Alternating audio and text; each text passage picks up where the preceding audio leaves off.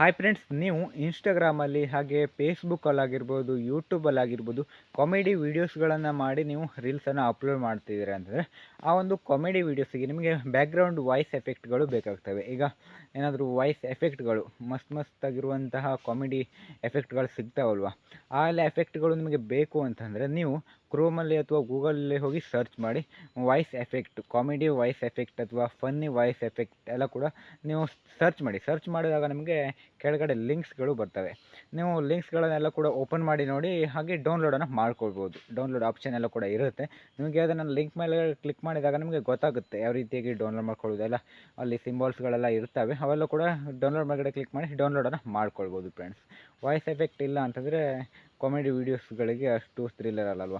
ಆದ್ದರಿಂದ ವಾಯ್ಸ್ ಎಫೆಕ್ಟ್ಗಳನ್ನು ಈ ರೀತಿಯಾಗಿ ನೀವು ಡೌನ್ಲೋಡನ್ನು ಮಾಡ್ಕೊಳ್ಬೋದು. ಫಸ್ಟ್ ಟೈಮ್ ಈ ಚಾನಲನ್ನು ನೋಡ್ತಾ ಇದ್ದರೆ ಸಬ್ಸ್ಕ್ರೈಬ್ ಮಾಡ್ಕೊಳ್ಳಿ. ನಿಮ್ಮ ಫ್ರೆಂಡ್ಸ್ ಆ್ಯಂಡ್ ಫ್ಯಾಮಿಲಿ ಮೆಂಬರ್ಸ್ಗೆ ಒಂದು ವಿಡಿಯೋನ ಶೇರ್ ಮಾಡಿ. Thank for watching. Bye bye.